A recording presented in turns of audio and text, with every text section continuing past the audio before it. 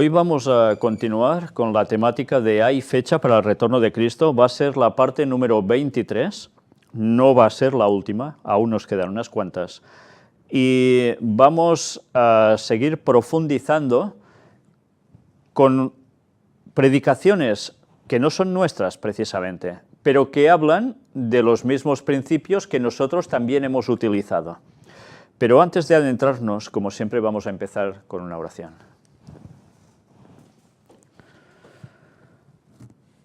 Padre nuestro, te queremos, Señor, pedir que nos ayudes a ser humildes, a ser sencillos y sinceros, a buscar de todo corazón todo lo que tú nos quieres transmitir en tu palabra, a buscar e indagar y a pedirte que nos des conocimiento para que tú puedas darnos precisamente este conocimiento que necesitamos para captar lo que nos debe preparar para el retorno tuyo. Por eso te queremos pedir, Señor, que nos ayudes a estar concentrados en tu palabra, a profundizar de tal modo que el conocimiento sea tuyo y no el nuestro, y que todo argumento altivo caiga delante de tu palabra.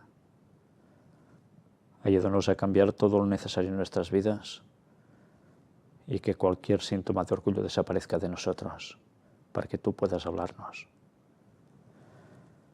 Te lo pedimos por el perdón de nuestros pecados y en el nombre de Jesús. Amén. Bien, como sabéis, y es habitual, vamos a empezar con un texto bíblico. Esta vez, el texto bíblico no va a ser corto, va a ser todo un capítulo, va a ser precisamente Éxodo capítulo 16. Y no va a ser el único texto que vamos a mostrar ahora, vamos a complementarlo con otro que aparece en el Nuevo Testamento. Y diréis, ¿y todo esto por qué? Pues hoy vamos a tener un tema que nos vamos a dar cuenta, una vez más, que no está hecho por nosotros, está hecho por el pastor Humberto Fierro, pero donde él utiliza el mismo esquema de 4.000 años, 2.000 años, total 6.000, para mostrar que es cuando entonces vendrá Jesús por segunda vez.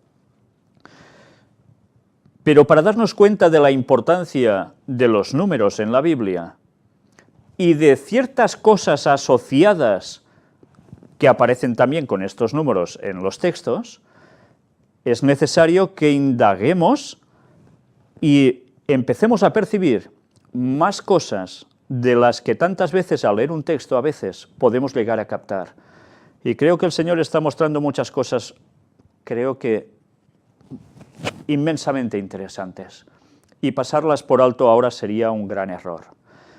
Por eso me gustaría que cogierais vuestras Biblias, el texto no va a aparecer en vuestras pantallas, y que fuerais siguiendo conmigo la lectura, porque en algunos momentos vamos a comentar unos detalles sobre este texto, que después veremos que además tienen una gran connotación en este otro texto del libro de Juan, que vamos a ver.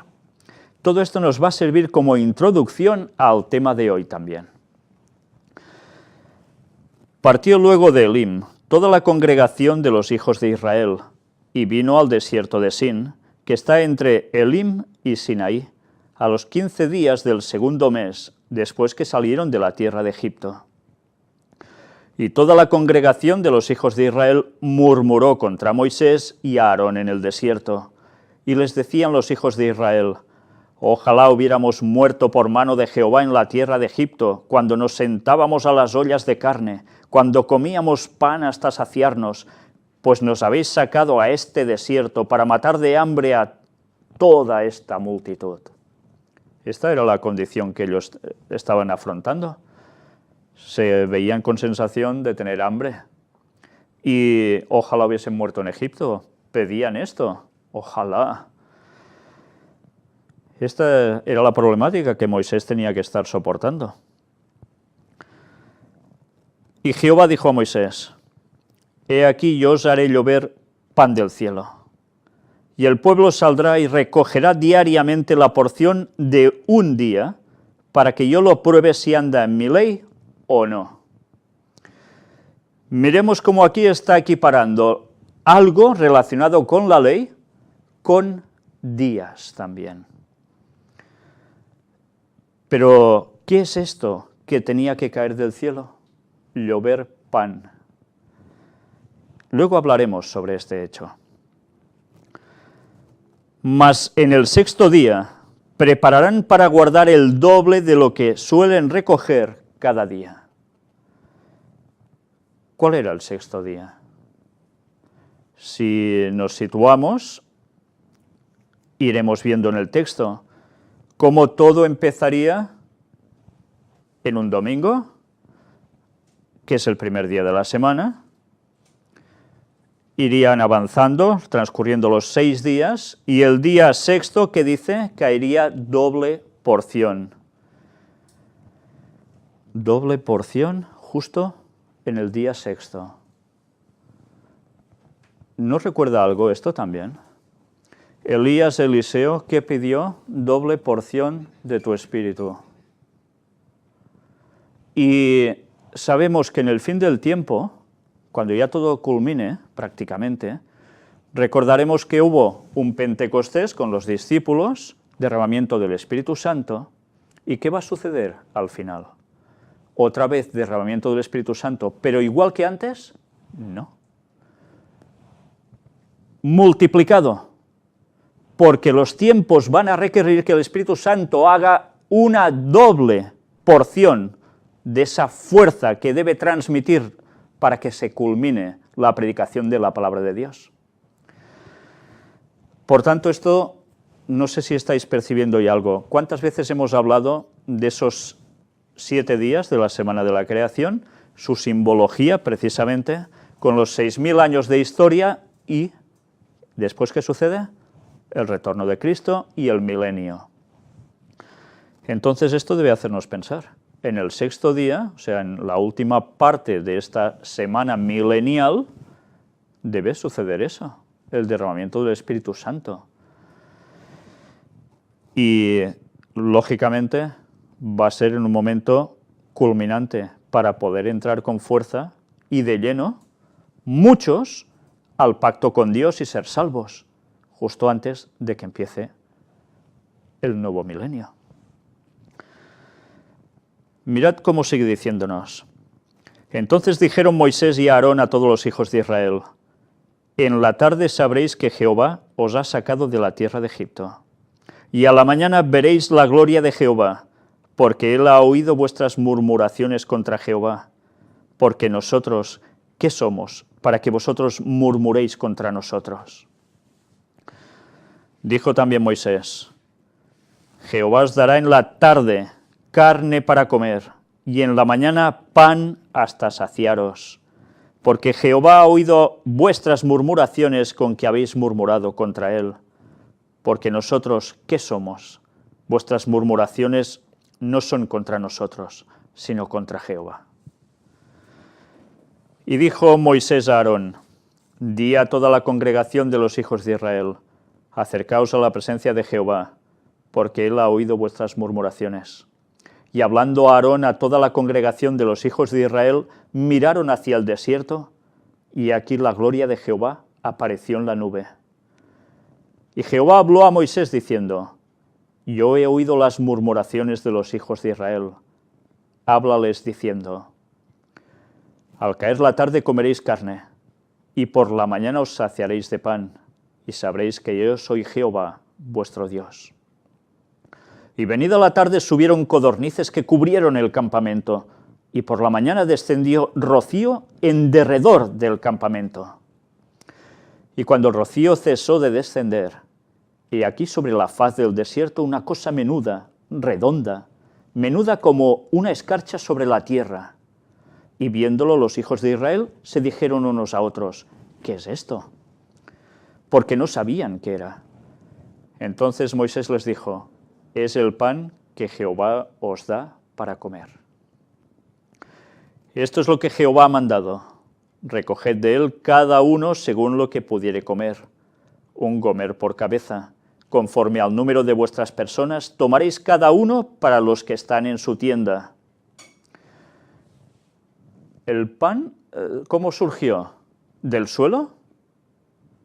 Caía del cielo, ¿verdad? Tengamos este detalle presente.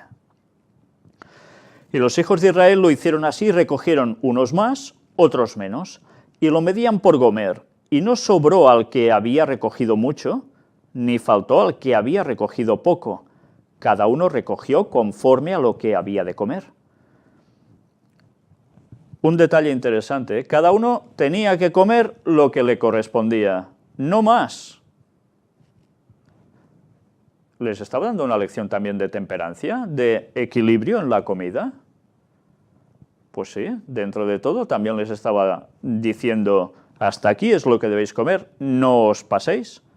Porque evidentemente, si ya eran tozudos de por sí, si ingerían mal la dosis de comida, también afectaría aún más su carácter. Y les dijo Moisés, ninguno deje nada de ello para mañana. Mas ellos no obedecieron a Moisés, sino que algunos dejaron de ello para otro día, y crió gusanos, y hedió, y se enojó contra ellos Moisés. ¿Por qué hacían esto? Una cierta avaricia, miedo de ¿y si mañana no cae? ¿Verdad? Esa desconfianza, esa falta de fe en Dios. Y lo recogían cada mañana, cada uno según lo que había de comer, y luego que el sol calentaba, se derretía. En el sexto día recogieron doble porción de comida, doble nutriente. 2 gomeres para cada uno. Y todos los príncipes de la congregación vinieron y se lo hicieron saber a Moisés. Y él les dijo, esto es lo que ha dicho Jehová, mañana es el santo día de reposo, el sábado, el reposo consagrado a Jehová. Lo que habéis de cocer, cocedlo hoy, y lo que habéis de cocinar, cocinadlo, y todo lo que os sobrare, guardadlo para mañana. Primera gran lección para las personas que a veces no saben cómo hay que guardar exactamente el sábado. Este era el día en que no iba a caer maná. El viernes caía doble porción para que el sábado no fueran a trabajar buscando maná, sino que Dios les iba a proporcionar. El viernes el doble, para que siguieran teniendo para todo el sábado. Cada día se pudría, se agusanaba si se guardaba de sobras, pero curiosamente el sábado no. Un milagro de Dios. Un milagro que se cumplía cada día recibiendo el maná y en el viernes de un modo especial. Pero el sábado no cae maná. Y les dice, lo que tenéis que cocinar, cocinadlo hoy. ¿Qué lecciones estaba dando con esto? ¿El cristiano tiene que cocinar los sábados? No. El viernes, conocido como día de preparación, hay que dejarlo todo listo para que cuando entre el sábado, todo esté hecho. No haga falta tener que trabajar, incluso en casa. Por tanto, nos está enseñando la santidad del sábado. Pero además nos está dando una lección. ¿Qué quiere decir que no tendrían que hacer eso? ¿Por qué? ¿Es un capricho de Dios? Evidentemente esto era para beneficio del hombre, el descanso. Pero no solo esto, estaba dándonos una lección muy interesante. 6 milenios estaremos en la tierra trabajando, viviendo, y el otro milenio no estaremos trabajando en la tierra, estaremos descansando, estaremos en el cielo. Y estaremos haciendo otra cosa que nada tendrá que ver con lo que habíamos hecho aquí en la tierra. Era una lección, el reposo milenial. Pero no sigue por este lado el tema, sino que mirad ahora lo que nos va diciendo. Y ellos lo guardaron hasta la mañana según lo que Moisés había mandado, y no se le agusanó ni hedió. Y dijo Moisés: comedlo hoy, porque hoy es día de reposo, sábado, para Jehová. Hoy no hallaréis en el campo. 6 días lo recogeréis, mas el 7º día es día de reposo, sábado. En él no se hallará. Y aconteció que algunos del pueblo salieron el 7º día a recoger y no lo hallaron.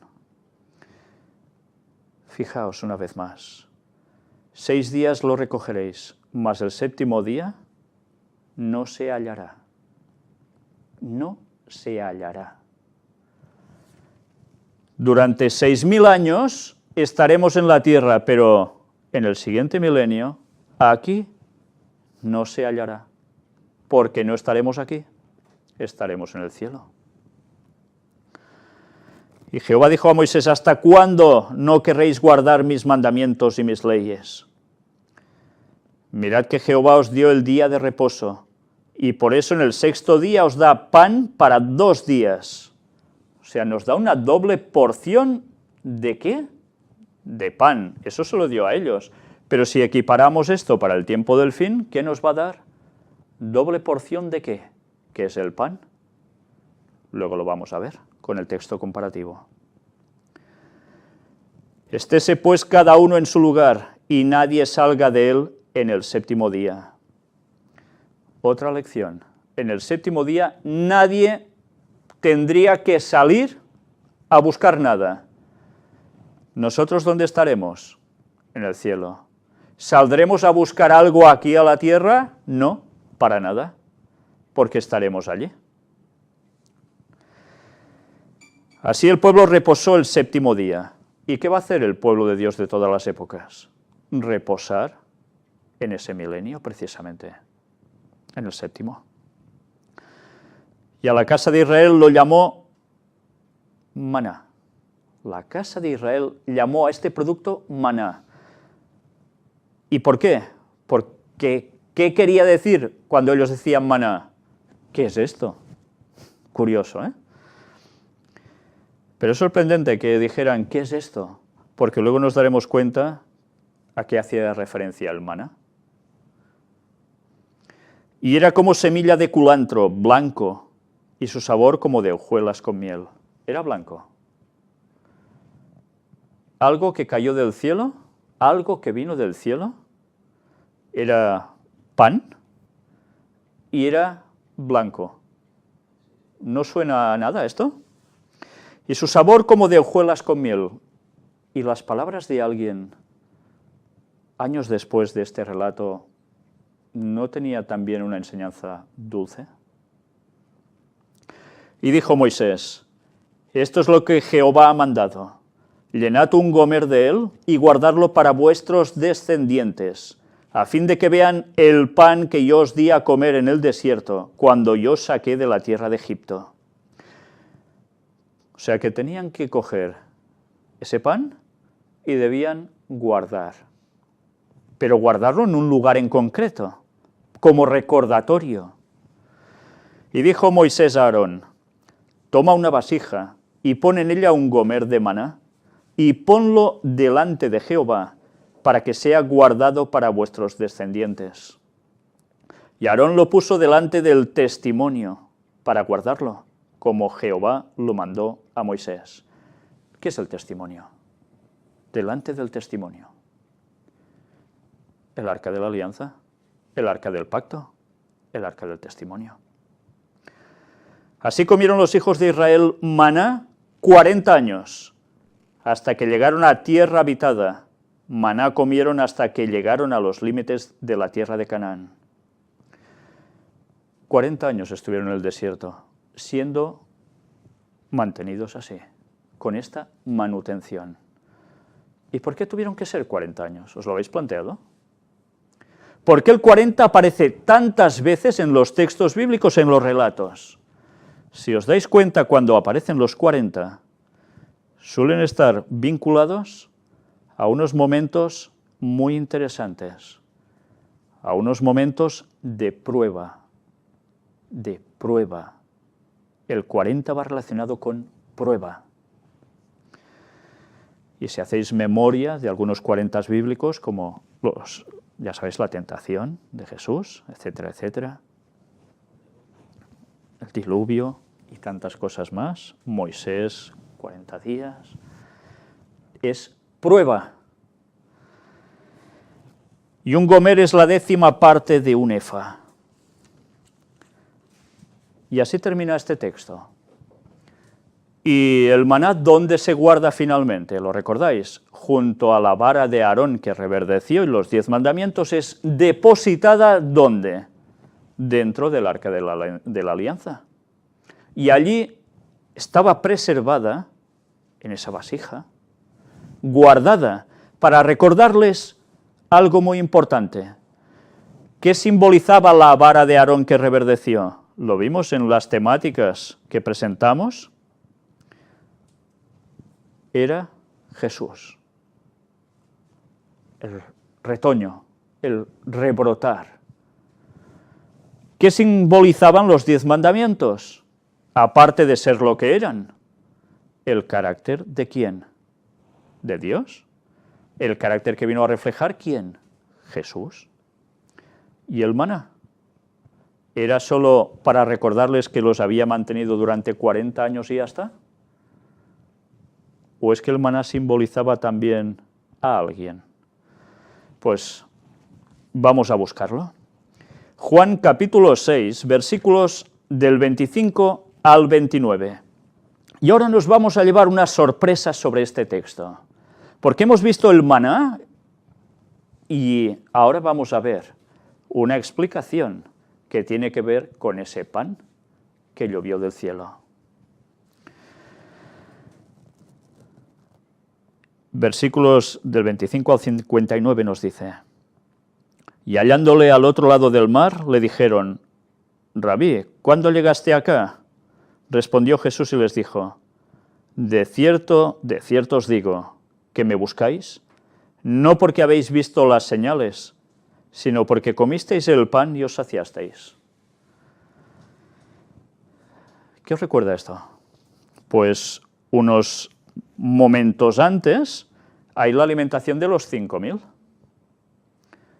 Y no estaban siguiendo a Jesús por las señales, sino porque quedaron saciados por el pan que les daba, por la comida física, pero no lo estaban siguiendo por la parte espiritual. Y ahora iremos viendo cosas que nos van a sorprender. Trabajad no por la comida que perece, sino por la comida que a vida eterna permanece, la cual el Hijo del Hombre os dará, porque a éste señaló Dios el Padre. Mirad cómo Jesús automáticamente les está dando la lección. Sustento físico está muy bien, pero que no sea vuestro foco de atención, porque vuestro foco de atención debe ser ¿cuál? Alguien distinto. Alguien debe ser nuestro foco de atención. Entonces le dijeron: ¿qué debemos hacer para poner en práctica las obras de Dios? Respondió Jesús y les dijo: esta es la obra de Dios, que creáis en el que Él ha enviado. Dios envió a alguien, ¿verdad? Le dijeron entonces: ¿qué señal pues haces tú para que veamos y te creamos qué obra haces? Mirad cómo les acaba de dar de comer a 5.000 y aún le preguntan, ¿qué obra haces? Cuesta entender, ¿eh? Pero no todo termina aquí. Nuestros padres comieron el maná en el desierto, como está escrito: pan del cielo les dio a comer. Ellos lo recordaban esto, ¿eh? Lo tenían claro. Y Jesús les dijo: de cierto os digo, no os dio Moisés el pan del cielo, mas mi Padre os da el verdadero pan del cielo. Porque el pan de Dios es aquel que descendió del cielo y da vida al mundo. El maná descendió del cielo y dio vida al pueblo. Pero Jesús hacía referencia ¿a qué? A él.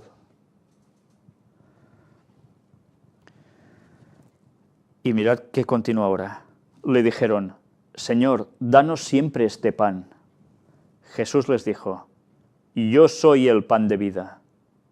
El que a mí viene nunca tendrá hambre, y el que en mí cree no tendrá sed jamás.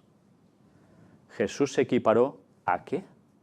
Al maná, al pan caído del cielo, al pan enviado por Dios. Mas os he dicho que aunque me habéis visto, no creéis. Todo lo que el Padre me da vendrá a mí, y al que a mí viene no le echo fuera, porque he descendido del cielo, no para hacer mi voluntad, sino la voluntad del que me envió. Jesús mismo estaba haciendo referencia a él. Él había descendido del cielo como ese maná, enviado por su Padre. Y esta es la voluntad del Padre, el que me envió, que de todo lo que me diere no pierda yo nada, sino que lo resucite en el día postrero. Y aquí nos vamos a llevar la otra gran sorpresa. Antes hemos visto el maná en relación 6 días y el séptimo, descanso. Y ahora nos está equiparando él como el pan de vida, como ese maná, ¿con qué? Con la resurrección. Por tanto, ¿con qué? Con su segunda venida, ni más ni menos.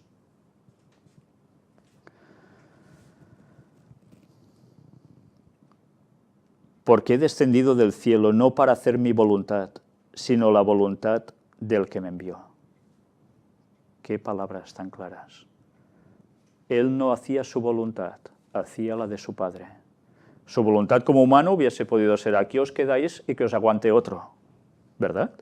No, no hizo esto. Y esta es la voluntad del Padre, el que me envió, que de todo lo que me diere no pierda yo nada, sino que lo resucite en el día postrero. Este era el objetivo de Jesús. Esa era la enseñanza del maná.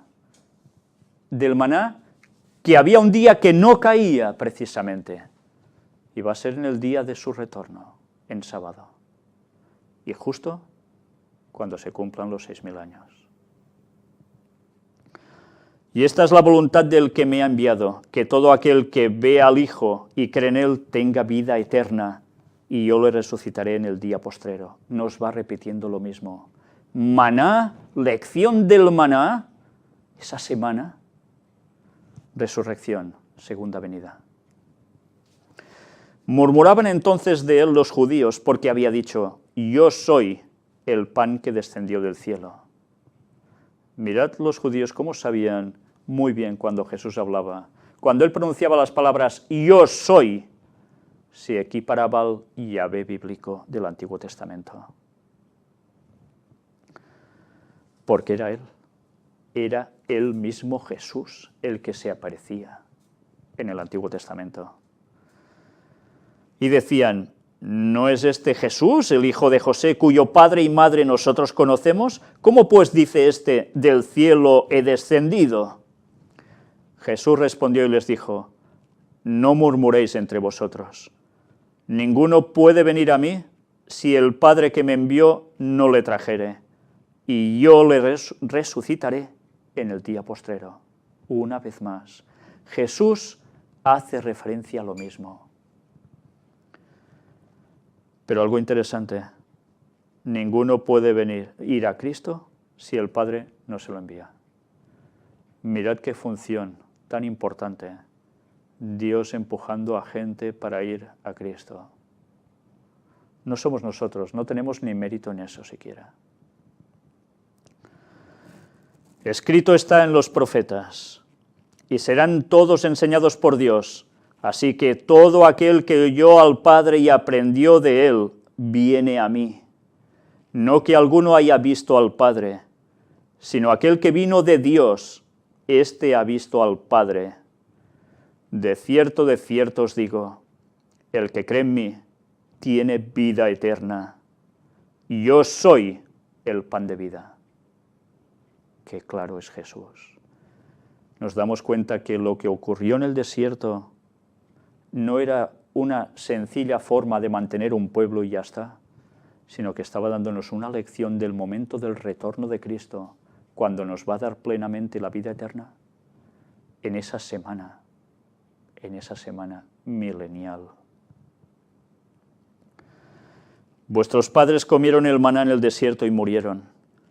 Este es el pan que desciende del cielo, para que el que de él come no muera. El maná no sirvió para darles vida eterna. La vida eterna era la que les podía dar Cristo. A eso hacía referencia el maná. Yo soy el pan vivo que descendió del cielo. Mirad que habla. ¿Cómo? En pasado. Si alguno comiere de este pan, vivirá para siempre.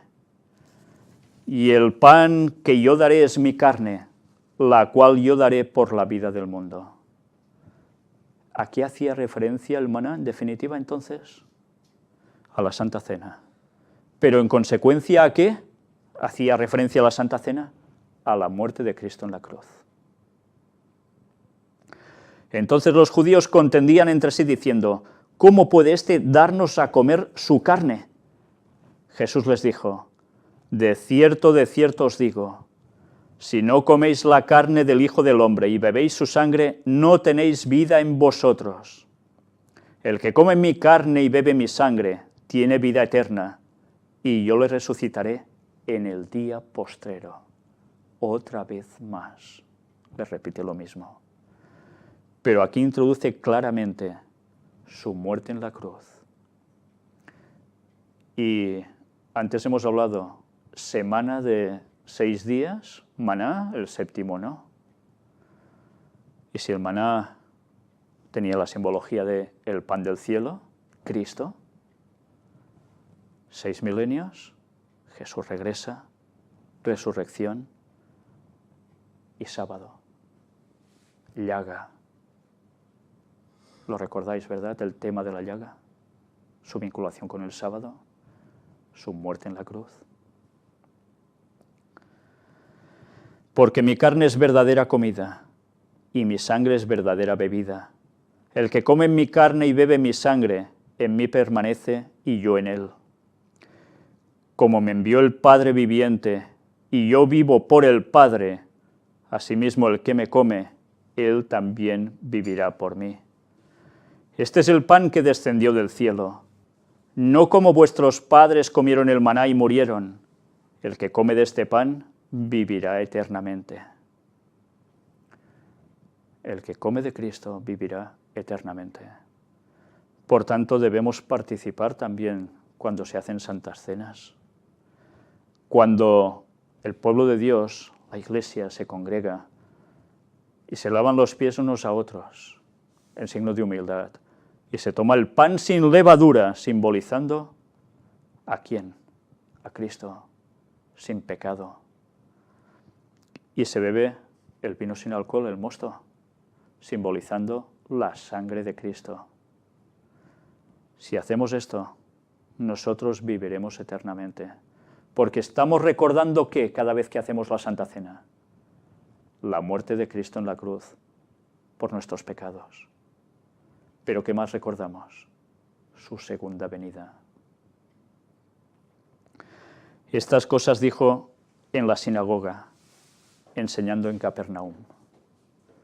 Lo dijo en una sinagoga y lo dijo en Capernaum. Y Capernaum, si recordamos, si ahora buscásemos la concordancia Strong en hebreo, bueno, en griego en este caso, nos lleva a Cafar, aldea protegida por murallas, vida eterna, 6.000 años, ¿dónde estaremos protegidos por murallas? Cuando vuelva la Nueva Jerusalén y estemos aquí, estaremos protegidos por murallas. Y Cafar, o Cafar, significaba también cubrir con betún, expiar lo que Cristo iba a hacer por nosotros. Mirad cómo cuando Jesús dijo esto, estaba en una sinagoga y estaba en Capernaum. No hacía nada al tuntún. Todo estaba estudiado a la perfección. Somos nosotros los que no nos enteramos de nada. Pero en todo había lecciones. El maná, estas palabras de Jesús, nos estaban simbolizando la segunda venida. ¿Y cómo? ¿Cuándo? Cuando se cumplan los 6.000 años. Pues bien, una vez mostrados estos textos, vamos a seguir precisamente con algo que viene siendo ya habitual, un recordativo de cómo la luz se va dando progresivamente. Si vamos cambiando imágenes, iremos viendo, como es habitual, que la luz no se da toda de golpe, es siempre progresiva, pero cada vez va siendo más detallada. Y lo hemos visto a lo largo de todas estas temáticas, lo hemos visto a través también de predicaciones de pastores. Y hoy vamos a seguir viendo cómo todo esto está registrado en la historia bíblica, el retorno de Cristo en los 6.000 años. Y lo vamos a ver de la mano del pastor Humberto Fierro, con uno de los temas preparados en PowerPoint que él dejó listo y que, gracias a Dios, mi hermano Josep Sant Vicenç pudo presentar bajo el título de Fe en medio de la tormenta, primera parte de ese tema. Vais a ver que durante unos minutos hace una introducción tratando de algo que parece que no vaya vinculado, pero después empieza a adentrarse en la temática. No es muy larga, por eso recomiendo verla entera para que vayáis cogiendo el hilo, y después de presentar este vídeo vamos a concluir con algo más. Vamos a verlo.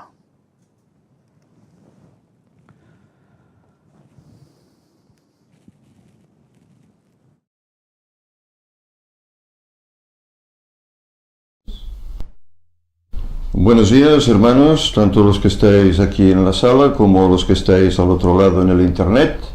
Que tengáis un feliz sábado y que el mensaje que hoy vamos a presentar pueda ser útil y edificante para todos. Recordaréis que hace un par de semanas os presenté un PowerPoint que no era propio, no era mío, no era hecho mío, sino que lo extraje de internet y lo extraje de un pastor que se llama Humberto Fierro. Es un pastor colombiano, ya de edad avanzada, pero que hemos encontrado que con los temas que estamos tocando, tanto en las puertas dimensionales como el tercer Elías, como ahora estos últimos que se están tocando acerca de si hay fecha para el retorno de Cristo, pues bueno, este hombre tiene temas paralelos que concuerdan.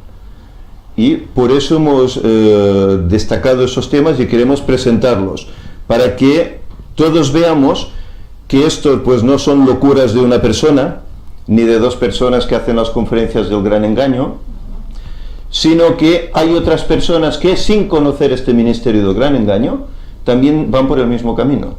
Es decir, que Dios está dando una luz a diferentes personas en diferentes lugares. Y por lo tanto, por eso he querido presentar este tema. Este tema estará compuesto por 3 partes. Como veis, su título es Fe en medio de la tormenta.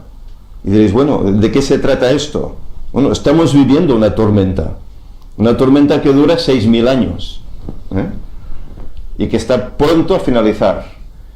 Y para salir airosos de esa tormenta, si conocemos al Señor, hace falta lo primero que pone ahí, fe. Y de esto es de lo que nos hablará este PowerPoint. Por lo tanto, si os parece, vamos adelante. Me gustaría que tomaseis vuestras Biblias, porque hay algunos textos que no están en el PowerPoint y que sí que vamos a leer. Vamos a ver en primer lugar, comienza el PowerPoint diciendo extraordinario poder de la palabra de Dios, sin duda alguna.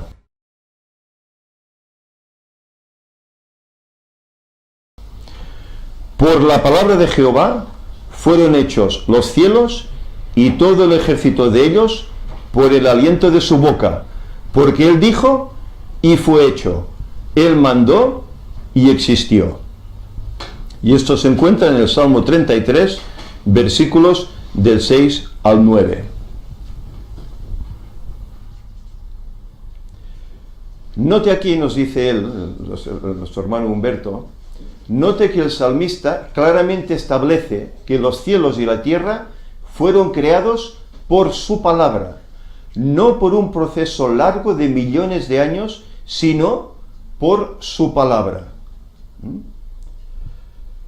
Este es el poder infinito que Dios tiene. No necesita mucho tiempo, como el pobre ser humano, para crear algo. Él habló y existió, y fue hecho, solo por hablar. Aquí podemos ver una comparativa. Dios habla y existe. El hombre crea cosas, por ejemplo, la máquina de escribir. Se comenzó a crear en 1714. Pero se fue perfeccionando hasta estas décadas nuestras, el año 2000, etc. Como esto, pues otras cosas, máquina de coser, cámara fotográfica, el avión. ¿Cómo era el primer avión? ¿Os acordáis? A veces si habéis visto algún reportaje rudimentario, era madera con un poco de tela, intentaban volar con aquello, y hoy tenemos estos superaviones gigantescos que atraviesan el océano, tienen alta autonomía de vuelo, pero todo esto ha ido llevando tiempo. El hombre no lo ha hecho, no ha hecho un avión moderno de hoy desde el primer día. Tuvo que haber un proceso de años, mientras que Dios no es así. Dios dice y existe, es la diferencia. Y aquí podéis ver pues, ejemplos de otras cosas, lámpara eléctrica, el automóvil, el teléfono, etcétera, etcétera.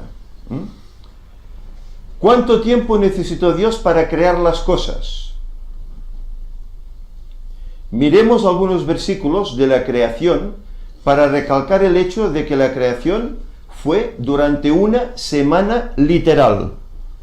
Y aquí este tema va a enlazar con lo que Víctor esta semana hablaba en una de las conferencias sobre los testimonios de Jehová, ¿verdad? Que ellos decían que la creación eran periodos indefinidos de tiempo. ¿Qué nos dice aquí? Que fue hecha en una semana literal de 7 días de 24 horas cada uno. Génesis 1, del 3 al 5. Y dijo Dios, sea la luz, y fue la luz. Y vio Dios que la luz era buena. Y separó Dios la luz de las tinieblas. Y llamó Dios a la luz día, y a las tinieblas llamó noche. Y fue la tarde y la mañana un día. Es que la Biblia es muy clara. La tarde y la mañana. ¿Qué entendemos nosotros por tarde y mañana? ¿No entendemos un día? La duración de un día. Fue la tarde y la mañana el primer día. Por lo tanto, no fue un periodo evolutivo de miles o millones de años. En el primer día creó la luz por su palabra. Este proceso incluye el de separar la luz de las tinieblas, la noche del día, la tarde y la mañana de un día. Es decir, en el primer día literal, él estableció el método de determinar los días hasta hoy. Y luego veremos algunos pasajes que así lo demuestran. No existe la posibilidad de que a través de millones de años se formó la luz. Y a través de millones de años se separó la luz de las tinieblas. Vamos más adelante. Él pregunta, ¿cómo es que los geólogos miden o calculan la edad de la Tierra y los fósiles que se encuentran en ella? ¿Cómo hacen para medir eso? Sugieren que la Tierra tiene una antigüedad de alrededor de 4.500 millones de años. La roca más antigua que se conoce tiene alrededor de 3.000 960 solo millones de años. Y ahora ya no me cambia. Ahora. Los científicos estiman el origen del universo entre hace 10 a 20 mil millones de años. La teoría actualmente más aceptada es la del Big Bang, la gran explosión. La idea es que toda la materia en el universo existió en un huevo cósmico, más pequeño que el tamaño de un átomo moderno, que explotó formando el universo moderno. Y ahí tenéis una pequeña fotografía de lo que se cree que pudo ser esa explosión del Big Bang, o Big Bang, ¿cómo es Big Bang, no? Tal vez. Big Bang es lo de Londres, ¿no?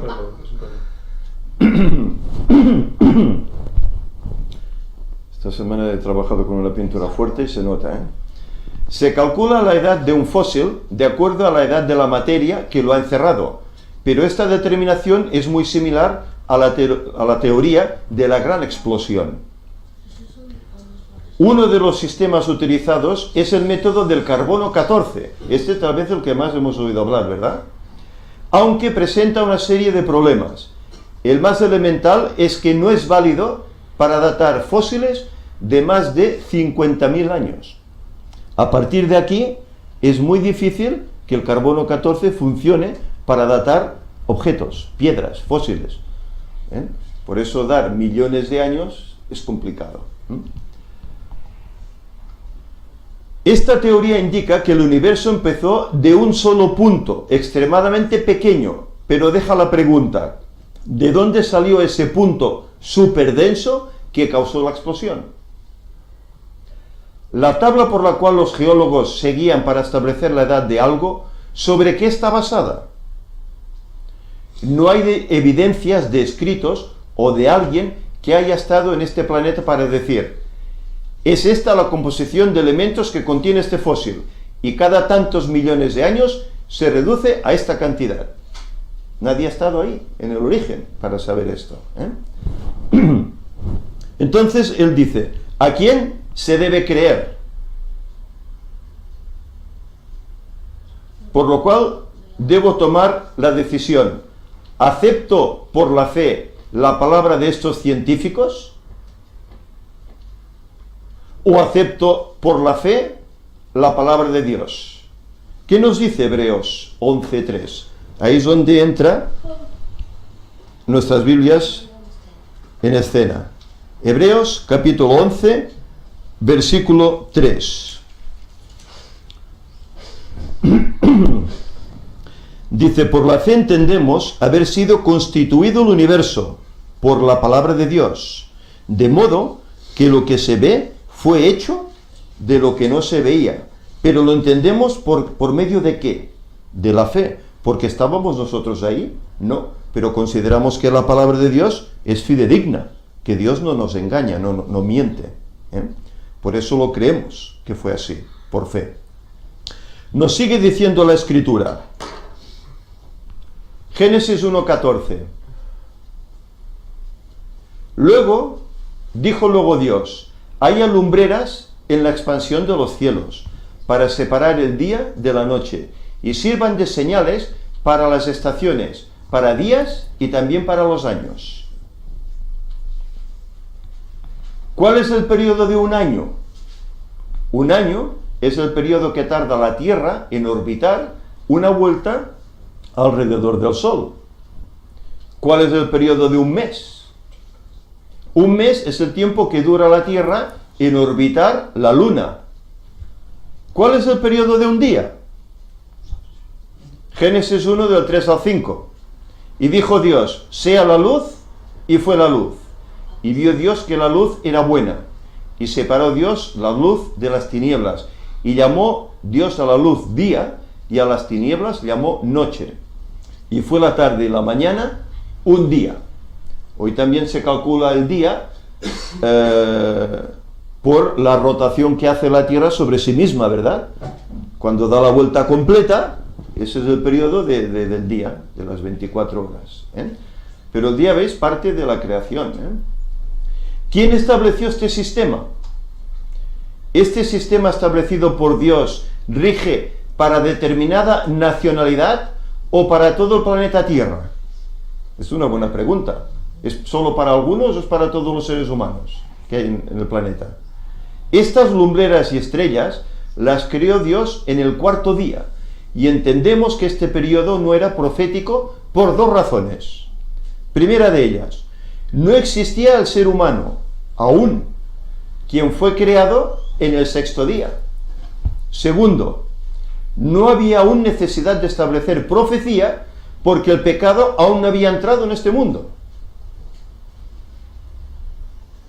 Vamos adelante.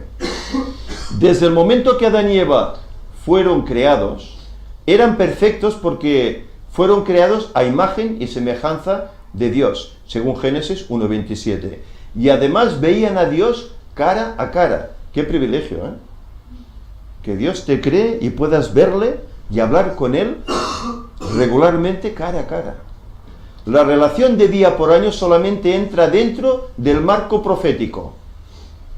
Números 14:34, podemos leer este pasaje, porque aquí encontramos la importancia del porqué del día, y lo que la Biblia hace para obtener el cómputo en las profecías.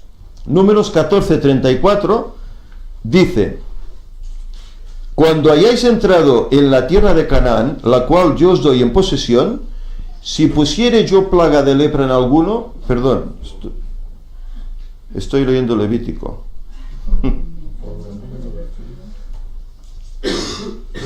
Números 14:34.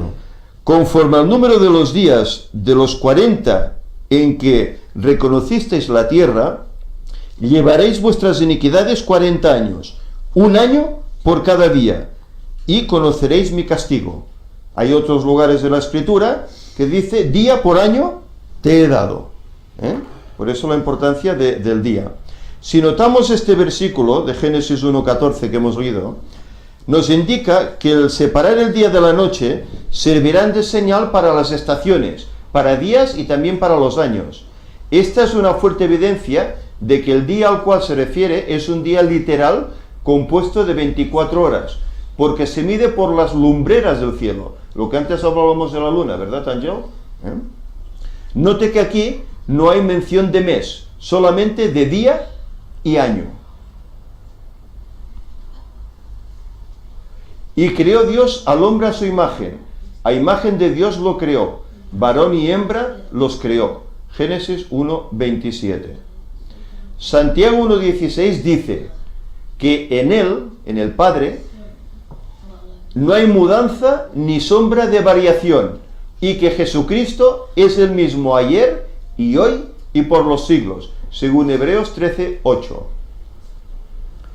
Si el ser humano fue hecho a imagen y semejanza de Dios, ¿cómo es posible que la imagen de Dios se haya manifestado a través de un organismo de una sola célula? Podemos leer Génesis 1:11, los orígenes, momento de la creación, y veremos lo curioso que aquí nos dice.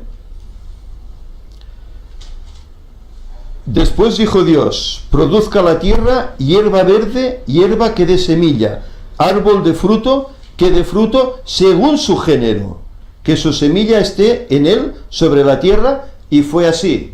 Y los versículos del 21 al 25 del mismo capítulo dice, y creó Dios los grandes monstruos marinos, y todo ser viviente que se mueve, que las aguas produjeron según su género, y toda ave alada según su especie, y vio Dios que era bueno. Y Dios los bendijo diciendo, fructificad y multiplicaos, llenad las aguas en los mares, y multiplíquense las aves en la tierra.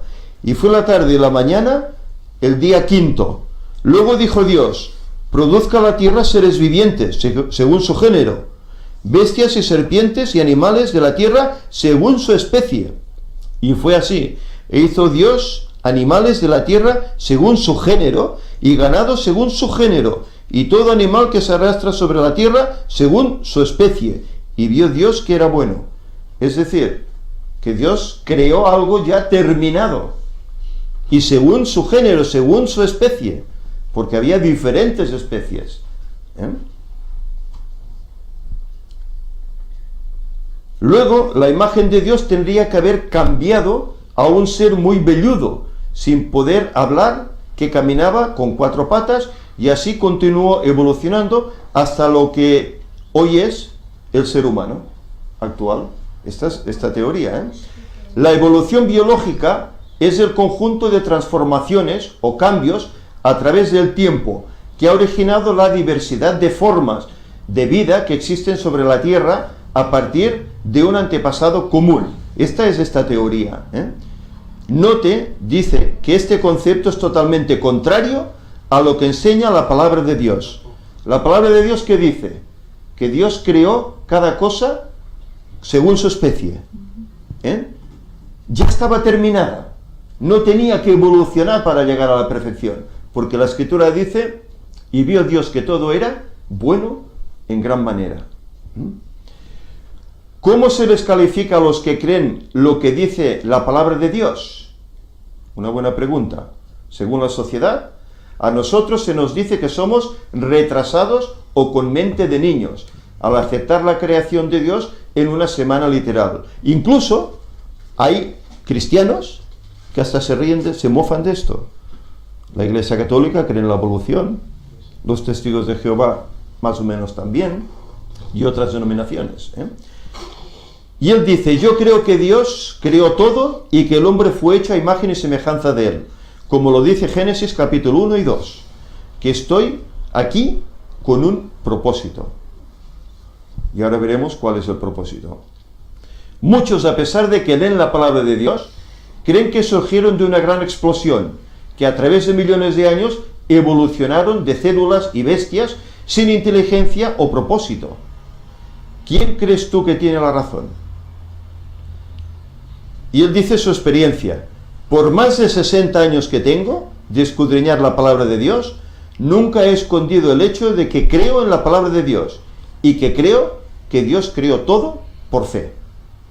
Pero mi pregunta es, ¿cuál de estas dos creencias es más fácil de aceptar, de creer? ¿Por qué hay tanta confusión en el mundo? La razón por la cual tantas personas viven en este mundo sin ningún propósito es porque no creen que existe un creador que desea restablecer este mundo a su estado original. Que eso es en definitiva lo que Dios quiere dar, quiere hacer por nosotros. No entienden que hay algo mejor que esto y que nos espera la felicidad al otro lado de la eternidad. El ser humano podrá por un tiempo sobrevivir lejos de Dios, pero precisamente solo estará haciendo eso, sobrevivir. Y hoy hablas con la gente, bueno, voy sobreviviendo, te dicen, voy tirando, voy sobreviviendo.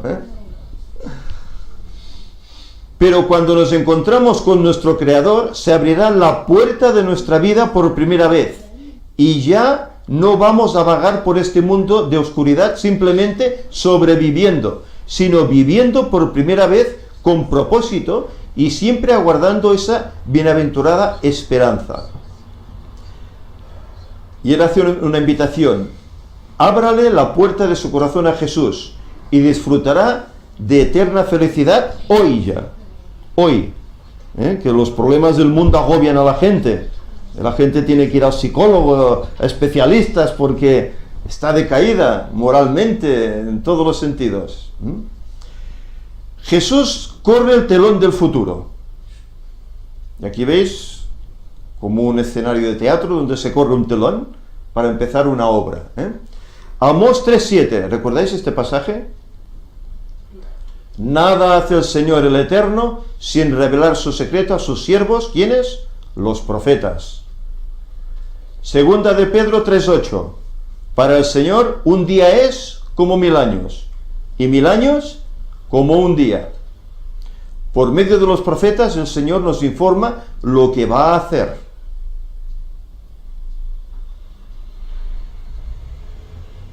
Note lo que dice el apóstol Pedro. Para el Señor un día es como 1000 años, y 1000 años como un día. La semana de la creación son 7 días. 6 días creó y el séptimo descansó. 7. El Señor trabajó 6 días y reposó en el séptimo día de todo lo que había hecho en la creación. Y Dios bendijo el séptimo día y lo santificó, porque en él reposó de toda la obra que había hecho en la creación, según Génesis 2, del 2 al 3. Una pregunta muy importante. ¿Para quiénes reposó, bendijo y santificó el séptimo día? El Señor. Ese primer día de reposo lo disfrutó Adán y Eva, adorando y alabando a Dios, su Creador. Por lo tanto, fueron los primeros en disfrutar ese día bendito. ¿Qué nacionalidad tenía Adán y Eva? Marcos 2:27. ¿Ellos qué eran? ¿Eran hebreos? ¿O eran americanos? ¿O eran españoles? ¿O eran chinos? También les dijo: el sábado fue hecho para el hombre, para que fuera una bendición de reposar en ese día. Aquí no da ninguna nacionalidad al Señor. Fue hecho para el hombre, el ser humano que hay en este planeta, sin importar de dónde venga. El versículo 28 dice que Él es dueño del sábado, Señor del sábado, dice. Lo que quiere decir es que el sábado no nos pertenece como día de trabajo. Y además no es nuestro, es suyo. Él es el que lo ha creado. Él es Señor del sábado. ¿Por cuánto tiempo dura la bendición de Dios? Primera de Crónicas 17:27. Porque lo que tú bendices, oh Señor, queda bendito por un momento para siempre.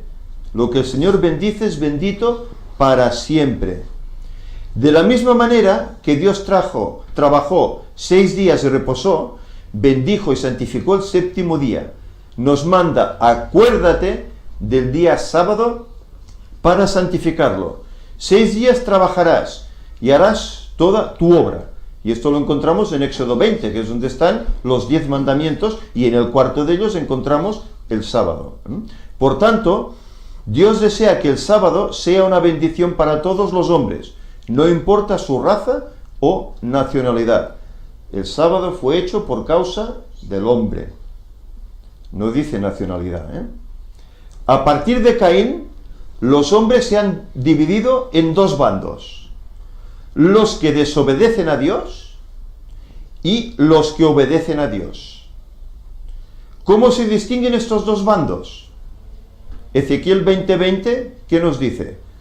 Santificad mis sábados y sean una señal entre mí y vosotros, para que sepáis que yo, el Eterno, soy vuestro Dios.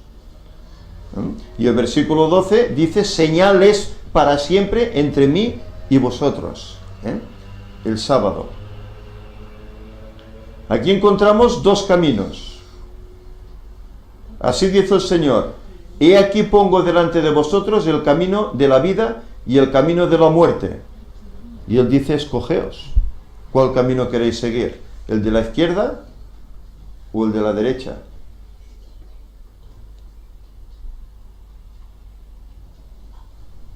Los 7000 años los encontramos registrados en la Biblia, y Dios los divide en 3 periodos: 4000, 2000 y 1000. En 3 periodos. Y los 7000 años los encontramos en el origen de la semana.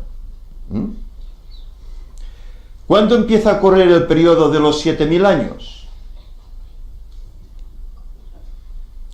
Génesis 1:26 nos dice que el hombre fue creado santo a imagen y semejanza de Dios, porque lo que Dios hace es bueno.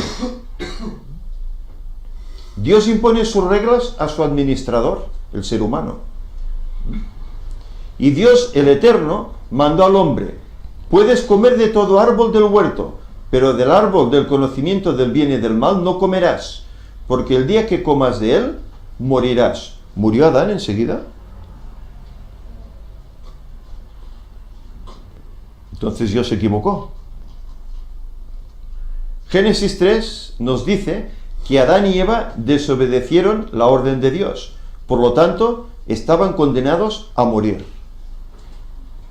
Génesis 3:21 dice: Y Dios el Eterno hizo al hombre y a su esposa túnicas de pieles y los vistió. ¿De dónde salieron las pieles y qué representan? Aquí veis una ilustración muy válida. Apocalipsis 13:8. El cordero que fue muerto desde la creación del mundo, pero ¿quién es ese cordero? Veis aquí un altar de los que se hacían en el Antiguo Testamento y encima aparece la figura como de Jesús en el Getsemaní. Juan 1:29. Al día siguiente vio Juan a Jesús que venía a él y dijo: este es el Cordero de Dios que quita el pecado del mundo. Por lo tanto, el Cordero sacrificado, ¿a quién simbolizaba? A Jesús. Porque Jesús, ¿qué hizo por nosotros? Morir en la cruz. En el momento en que Dios iba a dictar sentencia contra el hombre pecador, el Hijo se presenta ante su Padre y le dice: Padre, yo me ofrezco a morir en lugar de ellos. Y era Dios. ¿Qué necesidad tenía? Antes lo hablábamos en la escuela sabática.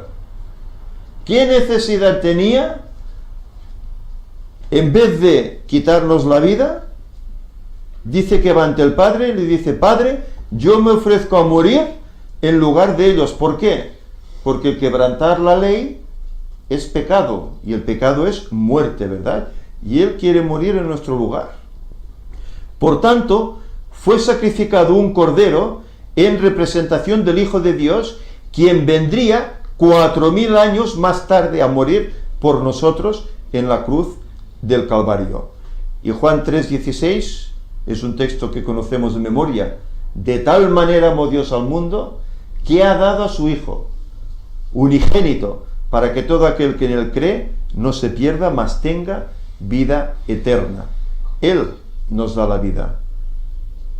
Desde el primer sacrificio en el Edén hasta la muerte de Jesús en la cruz, transcurrieron 4000 años. Esta es la primera parte de la semana. Primer sacrificio, caída del hombre, hasta Jesús en la cruz. Recordemos que en el otro PowerPoint dijimos que desde la creación hasta el nacimiento de Jesús, ¿cuánto había? 4000 años. Y 4000 también desde la caída del hombre hasta la muerte de Jesús. Por lo tanto, ¿cuánto vivió Adán? Llegamos a la conclusión que tenían que ser como lo vivió Cristo, 33 años y medio. ¿No? Desde que se sacrificó el primer cordero en el Edén para salvar a Adán y Eva, hasta el año 31 después de Cristo, cuando Jesús dijo en la cruz: consumado es, se cumplió el primer periodo de los 7000 años proféticos. Aquí tenemos una ilustración de Jesús en la cruz. Aquí se revela el incomparable amor de Dios por nosotros los pecadores. Textos que antes hemos leído también. Fe en medio de la tormenta. ¿Cuándo y dónde surgió la tormenta? La tormenta surgió dentro del mismo Edén, cuando el hombre le creyó a Satanás en lugar de creer a Dios. Dios había dicho: del árbol del conocimiento del bien y del mal no comerás, porque el día que comas de él, morirás. Satanás, disfrazado de serpiente, le hace creer a Eva que si come del fruto prohibido, se iba a superar, es decir, se beneficiaría diciendo: no morirás. Le quiere decir que Dios es mentiroso. El triste resultado fue que Eva descubrió que la serpiente la había engañado. No hubo tal superación. Por el contrario, experimentó temor, vergüenza, rechazo de Dios y también de su esposo. ¿Y su esposo qué dijo? La mujer que me diste por compañera me dio del árbol y comí. Las excusas, ¿verdad?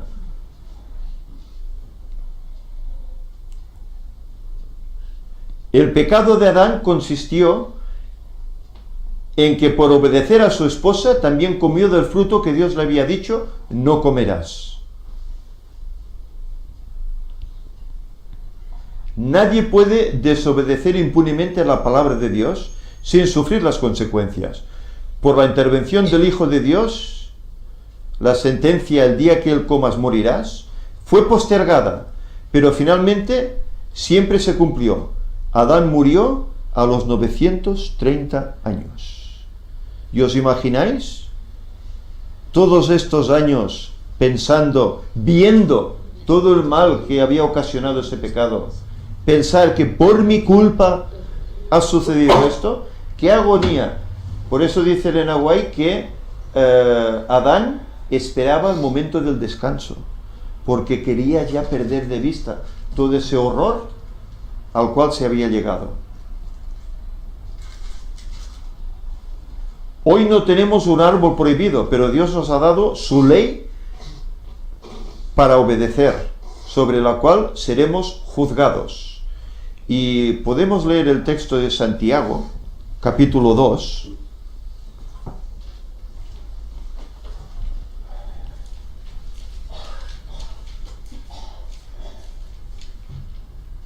Ese es un texto importante. Es una epístola que para muchos es la epístola de la paja. Dicen que no tendría que estar en la Biblia, porque habla sobre la ley, el sábado, a favor de ellos. Santiago 2, del 10 al 12, nos dice: pero si hacéis acepción de personas, cometéis pecado y quedáis convictos por la ley como transgresores. Porque cualquiera que guardare toda la ley, pero ofendiere en un punto, se hace culpable de todos. Porque el que dijo, no cometerás adulterio, también ha dicho, no matarás. Ahora bien, si no cometes adulterio, pero matas, ya te has hecho transgresor de la ley. Así hablad y así haced, como los que habéis de ser juzgados por la ley de la libertad. Es decir, que los 10 mandamientos es la ley de la libertad. Y aquí se nos ponen los pasajes de los 10 mandamientos que se encuentran en Éxodo 20, del 3 al 17, y dice, si es posible, léase en una versión católica. Pues bien, la versión católica dice exactamente lo mismo que las versiones protestantes. Lo único que hay versiones protestantes, como la Reina Valera de 1960, que dice día de reposo, y la versión católica pone sábado, abiertamente, y ellos fueron los que cambiaron el día de reposo, pero abiertamente pone, acuérdate del sábado, no del día de reposo, del sábado. Si tenéis una versión católica, yo aquí la tengo. No la leo por no extendernos más en el tiempo, pero así lo pone. Consecuencias de la desobediencia. Génesis 3:15. Enemistad pondré entre ti, Satanás, y la mujer, la iglesia. Entre tu descendencia, los desobedientes, y su descendencia, Jesús. Tú le herirás el talón, pero él te aplastará la cabeza.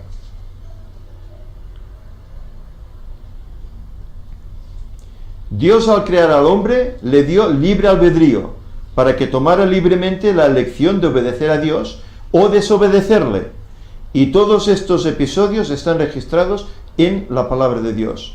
¿Cuántos actos hay en la palabra de Dios?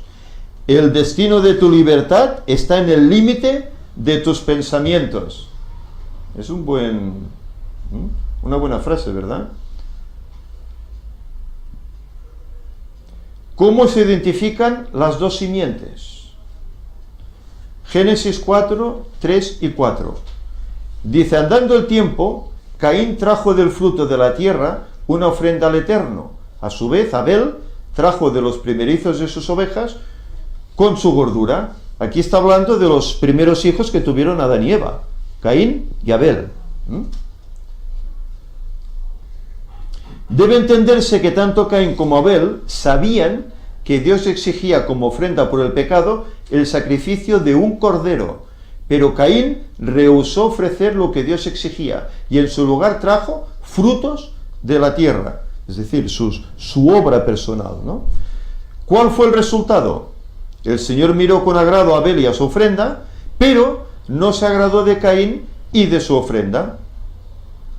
Note que primero se nombra el nombre de cada uno y después la ofrenda, porque las acciones son el fruto de lo que hay, ¿dónde? En el corazón. ¿Cuál fue la reacción de Caín? Caín se airó en gran manera y decayó su semblante. A pesar de que Caín había rechazado el plan de salvación, ¿qué hizo Dios para tratar de salvarlo? ¿Lo rehuyó Dios? ¿Lo echó? ¿No? Dice, entonces el Señor dijo a Caín, ¿por qué te has airado? ¿Por qué ha decaído tu semblante? Si haces lo bueno, no serás acepto, pero si no obras el bien, el pecado está a la puerta, deseando dominarte, pero tú debes dominar al pecado. Es decir, el Señor lo busca, a pesar de su horror. Aquí se ve una ilustración, Cristo llamando, la puerta del corazón, pero abajo no quiero escucharte.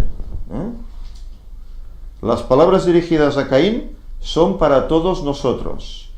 Y Apocalipsis 3:20, ¿qué dice? Yo estoy a la puerta y llamo. Si alguno oye mi voz y abre la puerta, entraré a él, cenaré con él y él conmigo. Es intimidad total lo que el Señor quiere con nosotros. Por eso nos brinda esa invitación y nos da el libre albedrío para que escojamos si abrir o rechazar o no abrir. ¿Cómo respondió Caín ante el amor de Dios? ¿Se arrepintió? ¿Ofreció el sacrificio adecuado? Caín dijo a su hermano Abel, vamos al campo. Y cuando estuvieron en el campo, Caín atacó a su hermano Abel y lo mató. Se rebeló totalmente. Notemos 3 puntos muy importantes. El primero, el mayor mata al menor, la mayoría contra la minoría. Y eso que la mayoría dice que siempre tiene la razón, ¿no? Segundo, eran hermanos. Los creyentes también son hermanos, pero en cambio entre ellos hay discusión. Ambos eran religiosos. Aparentemente Caín era más consagrado que Abel. Presentó primero su ofrenda, pero fue rechazado. No por madrugar se llega primero. Lo que se tiene en cuenta es la obediencia. Y esta será la señal del fin. La obediencia. ¿A quién obedecemos? Por eso la Biblia está repleta de ilustraciones.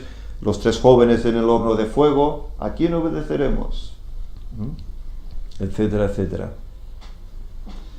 Note que antes de castigar a Caín, Dios trató de salvarlo dialogando personalmente con él para que reaccionase y se corrigiera. Caín es el padre de la simiente de los desobedientes, hijos de los hombres, y Set, padre de la simiente de los obedientes y progenitor de los hijos de Dios. Estos tomaron por esposas las que más les agradaba. Aquí hay personas que dicen que es que los hijos de los hombres pues habían sido engendrados por ángeles caídos, ¿verdad? Y que salieron así, que por eso fueron malos y tal. Bueno, esto es una aberración de lo que dice el texto bíblico, porque la Biblia menciona que hubo dos hermanos. Uno hizo la voluntad de Dios, el otro no. Uno fue obediente y el otro no. Caín, notamos como el Señor lo busca para que se arrepienta, pero ¿qué hace? Se levanta contra su hermano y lo mata. ¿Y luego qué hace? Huye y se esconde de la presencia de Dios, ¿haciendo qué? Construyendo una ciudad amurallada, para evitar el contacto con Dios. Y así la especie fue procreando. Pero no solo ellos. Veremos qué hacen también los hijos de Dios, los descendientes de Abel. Posteriormente de Set, que fue el hijo que luego tuvieron en su lugar. Los matrimonios mixtos dieron origen a la multiplicación del pecado sobre la tierra. Al mezclarse estas dos simientes, los hijos de Dios perdieron el rumbo que los conduciría a la vida eterna, tanto que al Eterno le pesó haber hecho al hombre en la tierra y le dolió en su corazón. Claro, esto es una expresión humana. Si el Señor sabía el futuro, Él sabía que el hombre llegaría a este extremo, ¿verdad? Por lo tanto, el Señor sabía que esto iba a pasar. Porque todo designio de los pensamientos del corazón de ellos era de continuo solo el mal. Pero ahí estaban los dos grupos, tanto unos como otros. Es aquí donde aparece en la escena bíblica la función del profeta mencionado en Amós 3:7, que dice: nada hace el Señor el Eterno sin revelar su secreto a sus siervos los profetas. En el caso de Caín, Dios lo llamó personalmente antes de castigarlo. Después Dios delega sobre el profeta la función de llamar al pecador al arrepentimiento. En este caso Dios utiliza a Noé para llamar a esa gran multitud formada por los descendientes de Set como por los descendientes de Caín al arrepentimiento, dándoles 120 años de gracia, donde finalmente solamente 8 personas se salvaron. ¿Cuántas veces el Señor ha dado tiempo de gracia? A los judíos les dio 70 semanas, ¿os acordáis? Aquella visión de Daniel, 70 semanas están determinadas sobre tu pueblo. Y en el año 34 de nuestra era terminó ese tiempo de gracia. Hoy estamos en otro tiempo de gracia. ¿Cuándo comenzó? Cuando comenzó el juicio, 1844. Y cuando termine el tiempo de gracia que el Señor está dando a este mundo, para que le busquemos, le aceptemos, Cristo vendrá. Es decir, que mirad cuántas veces el Señor da tiempo de gracia al ser humano para que le busque. Pacientemente, varias ocasiones. Aunque Dios no mandó a Lot que se ubicara en Sodoma, cuyos hombres eran malos y pecadores en gran manera contra el Eterno, Dios no le mandó que fuera allí, pero él fue. Pedro usó el término justo 3 veces para describir al patriarca Lot, quien estaba abrumado por la nefasta conducta de los malvados, porque este justo que moraba entre ellos afligía cada día su alma justa, viendo y oyendo los hechos inicuos de ellos. Dios lo utilizó para amonestar a los habitantes de Sodoma y de Gomorra. Y hay quien dice, caray, ¿cómo es Dios que destruyó esas ciudades? Tenían ahí el testimonio de un justo, de un conocedor del auténtico Dios, pero no quisieron hacer caso. Dios utilizó para amonestar a los habitantes de Sodoma y Gomorra con palabras y por medio de su ejemplo como un hombre justo, antes de destruirlos con las ciudades también de la llanura. Note que antes que lloviera fuego del cielo sobre la ciudad, Dios sacó a su siervo con su familia, 3 personas más, y lo llevó a un sitio seguro. Lo mismo hizo con Noé y su familia. Puso a 8 personas en el arca, aquí sacó a 4 personas para que fueran salvadas de la destrucción, porque eran justos. Todo el Antiguo Testamento está lleno de ejemplos sobre la lucha entre estas dos simientes. La simiente de la serpiente, la gran mayoría, persiguiendo a la minoría, la simiente de la mujer, como parte de la profecía. Enemistad pondré entre ti y la mujer, según Génesis 3:15. A veces pareciera que la simiente de la mujer estaba a punto de desaparecer, pero esa fe en medio de la tormenta, conservada por el remanente que tenía la verdad, permaneció leal a Dios durante la primera parte de los 7000 años proféticos.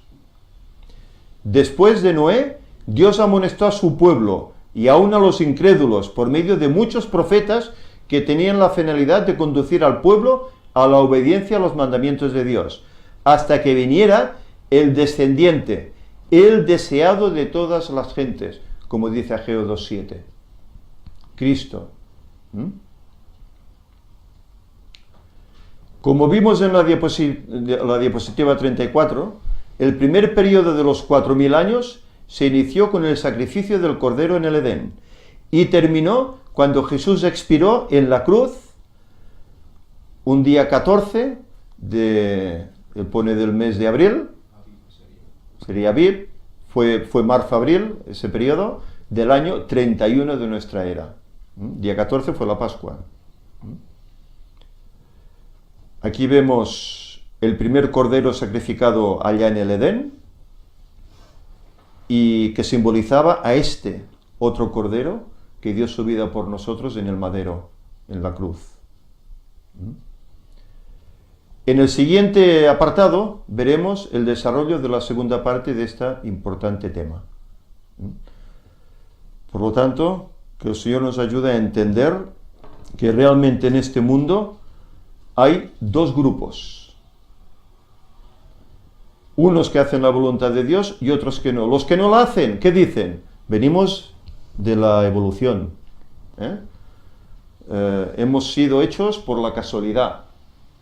Pero los que venimos creyendo en el Señor por su palabra, ¿qué aseveramos? Que fuimos creados por Él, que nuestro origen es Él. Y que al final tendremos que regresar a Él. Esa es la disposición que Dios tiene para con nosotros. Dicen, voy a preparar lugar para vosotros. Y cuando esté preparado el lugar, vendré otra vez y os tomaré a mí mismo, para que donde yo esté, vosotros también estéis.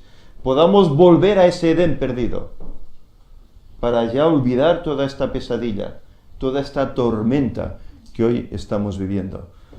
Por lo tanto, que el Señor nos ayude. Hemos visto aquí el primer apartado, estos 4.000 primeros años.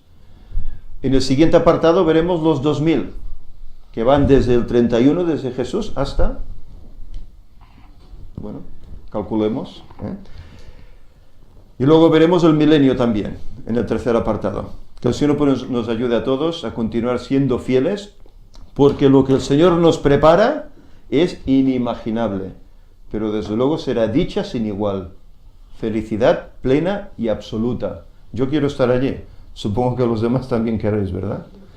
Que el Señor nos ayude, pues.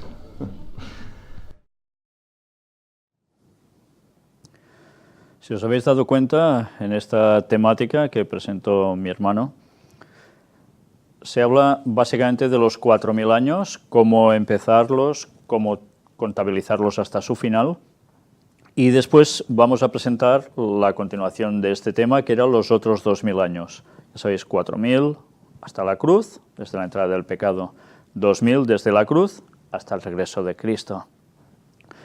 Y todo esto, ¿por qué lo estamos mostrando? Pues sencillamente para que veáis que más personas, gracias a Dios, se han dado cuenta por los textos bíblicos y por las citas de Ellen White, que realmente esto no es una bobada. 14 de abril, Cristo muere en Pascua. ¿De qué año? Del 31. Habían pasado 4.000 años. Sumad 2.000 años donde os lleva el retorno de Cristo. No hace falta ser muy listo para saber sumar esto, ¿verdad? Bien, antes de concluir, me gustaría hacer algo. Os he dicho, cuando he leído algún texto anterior, que había una palabra que era testimonio. El maná se había puesto delante del testimonio. Evidentemente, el arca de la alianza aún no estaba hecha. Tened esto presente. El arca de la alianza aparece a partir del capítulo 22 o 23 aproximadamente, cuando Moisés asciende al Sinaí y le dice cómo tiene que hacer también, entre otros utensilios, el arca de la alianza. Por tanto, ¿dónde se puso el maná? Que, según el texto bíblico, aparece en mayúsculas como testimonio. Recordemos el texto. Éxodo 16:34 dice: y Aarón lo puso delante del testimonio para guardarlo, como Jehová lo mandó a Moisés. Lo puso allí delante para guardarlo. ¿Qué testimonio podía ser si el arca de la alianza aún no estaba hecha? Pues debería ser algo que simbolizara también algo parecido al arca de la alianza. Y hemos recordado que la vara de Aarón también, junto a los 10 mandamientos, se depositó dentro del arca. ¿Qué es lo que podía recordar ese testimonio con mayúscula? Ese contacto entre Dios y el hombre, en este caso, entre Dios y Moisés. Pues deberemos retroceder unos capítulos en el mismo libro de Éxodo, ir al capítulo 4 y recordar cuando Dios llama a Moisés desde la zarza ardiente. Y mirad qué dice en el capítulo 4. Entonces Moisés respondió diciendo: He aquí que ellos no me creerán ni oirán mi voz, porque dirán: ¿no te ha parecido Jehová? Y Jehová dijo: ¿qué es eso que tienes en tu mano? Y él respondió: una vara. Él le dijo: échala en tierra. Y él la echó en tierra, y se hizo una culebra, y Moisés huía de ella. Entonces dijo Jehová a Moisés: extiende tu mano y tómala por la cola. Y él extendió su mano y la tomó, y se volvió vara en su mano. Por esto creerán que se te ha aparecido Jehová, el Dios de tus padres, el Dios de Abraham, Dios de Isaac y Dios de Jacob. Por tanto, esto era el testimonio que él tenía. El testimonio era la vara. Y la vara, si recordáis las temáticas presentadas en Puertas Dimensionales, ¿a quién simbolizaba? A Cristo mismo. Pero hay unos detalles interesantes, y como hemos hablado precisamente de maná, del pan del cielo, del mismo Cristo, vamos a leer en la concordancia Strong cómo precisamente la palabra para vara tiene un significado con una connotación muy concreta. Evidentemente ya vimos que era cetro de mandar. Con esto Moisés hizo milagros con esta vara, o Aarón en su caso, pero todo simbolizaba que se hacía con el poder de Jesús. Pero vamos a ver una connotación en vara que Frederic nos lo va a leer en directo. La palabra la Strong es H4294, es maté, con 2 T's, y dice, o femenino, matá, significa rama, figurativamente tribu, también vara, sea para castigar, figurativamente corrección, gobernar, cetro, lanzar una lanza, o caminar, cayado, bastón, y eso es lo bueno, figurativamente sustento para la vida, por ejemplo, pan. Báculo, castigo, dardo, palo, rama, tribu, vara.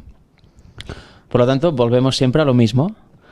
Si es una vara, nos cogemos de esta vara que es Jesús, que también es el pan de vida, por lo tanto, seremos alimentados, sustentados durante todo el trayecto que vayamos cogidos de la vara, y dice caminar con la ayuda de esta vara. O sea que el pan de vida que es Jesús nos ayuda a ir hasta la puerta al reino de los cielos, que es su llaga, que también vimos que hay un texto bíblico que dice que Jesús es la puerta de las ovejas, y nos permite entrar como ovejas por esta llaga y llegar a la otra bando, que es el reino de los cielos. Bueno, a mí me parece impresionante. Además, antes de la puerta de las ovejas, pasamos un juicio, nos dictaminan aptos o no aptos. Si vamos sustentados por este pan de vida, por esta vara, somos aptos, vamos a la derecha, que es donde está Cristo, y si no, somos cabritos y vamos hacia la izquierda. Por lo tanto, no sé si Ángel está escuchando eso, pero es increíble cómo liga con la mañana. Sustento para la vida, por ejemplo, pan. Todo va a lo mismo, pan de vida, puerta de las ovejas, Jesús, retoño, vara, lanza incluso, cetro. Ahí está la importancia de la lanza, la vara, era como simbología también de la lanza que atravesó a Jesús, la misma que teóricamente sería para quitar vida y es la que nos da la vida. Pues bien, Frederic hacía referencia a la escuela sabática de esta mañana, donde se ha presentado precisamente una temática muy vinculada a lo que hemos tratado esta tarde en relación a estos textos. Y por tanto os recomiendo que la veáis, esta escuela sabática del día de hoy, para que os hagáis una noción más generalizada aún, con más detalles, de todo lo que se ha hablado en estos textos. Mirad qué importancia de textos que en definitiva nos estaban apuntando 6.000 años de historia, después viene Cristo. Y eran textos como el del maná, Tantas veces hemos leído esos textos y no nos damos cuenta que también nos estaba anunciando la segunda venida de Jesús, no solo la primera. Pues hoy vamos a dejarlo ya aquí. Recordaros que el próximo tema van a ser esos otros 2000 años. Y vamos a ver cómo Humberto Fierro, a diferencia de los otros pastores que hemos mostrado, a través de las palabras de Josep Sant Vicenç, de mi hermano que lo va a presentar este tema, os daréis cuenta cómo es la persona, el pastor, que sí se define en decir el año del retorno de Cristo. Mientras los otros dos estaban que sí, que si no, que quizás, y no terminaban de decir una fecha, este hombre sin tapujos lo dice claramente. Bueno, quizás es el que tiene menos que perder. Pero sea como fuere, creo que es quien ha hablado más claro de los pastores que hemos conocido hasta ahora. Lo que estoy seguro es que Dios sigue dando luz a más personas. Y el Señor seguirá mostrando esta temática con más detalles aún, para que nadie tenga dudas que realmente en el año 2031 Jesús regresa. Pues bien, vamos a terminar con una oración.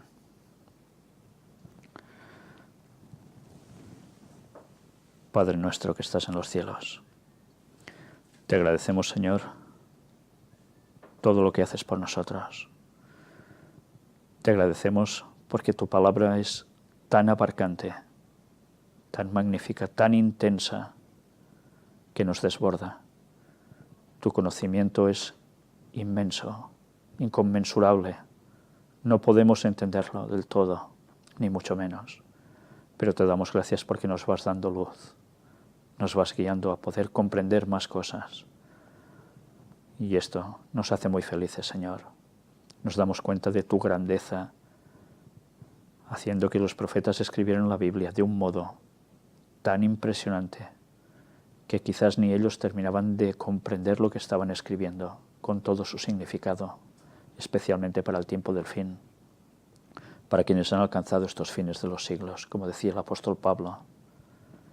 Todo ha sido hecho, diseñado para el pueblo tuyo de todas las épocas, pero de un modo muy especial para nosotros, los de la última generación. Y te damos gracias por eso, Señor. Te damos gracias por esta luz que nos estás dando para estos pocos años que quedan, para que nos preparemos y con los argumentos que nos das podamos abrir los ojos a muchas personas, si es tu voluntad. Sabemos que sí, que es tu voluntad, pero ahora hace falta que también sea la de ellos. Y por eso te queremos pedir que el Espíritu Santo siga llamando a sus corazones, abriendo o intentando abrir sus mentes, y que Satanás no pueda cegarlos a todos. Saca a tu pueblo, Señor, de Babilonia. Júntanos a todos, seamos de donde seamos, vengamos de donde vengamos, para ser un pueblo preparado para tu venida. Y ayúdanos a guardar tus mandamientos, incluido el sábado, y a rememorar con él el momento de tu segunda venida. Por eso te queremos pedir, Señor, que nos ayudes a ser fieles y a resistir hasta el final. Y que el Espíritu Santo nos dé toda la fuerza, toda la vida para transmitirla con tu palabra a los demás. Porque lo que está en juego no es la vida de aquí, es la vida eterna. Ayúdanos, Señor, a servirte hasta el final. Perdona nuestros pecados. En el nombre de Jesús te lo pedimos todo, Señor. Amén.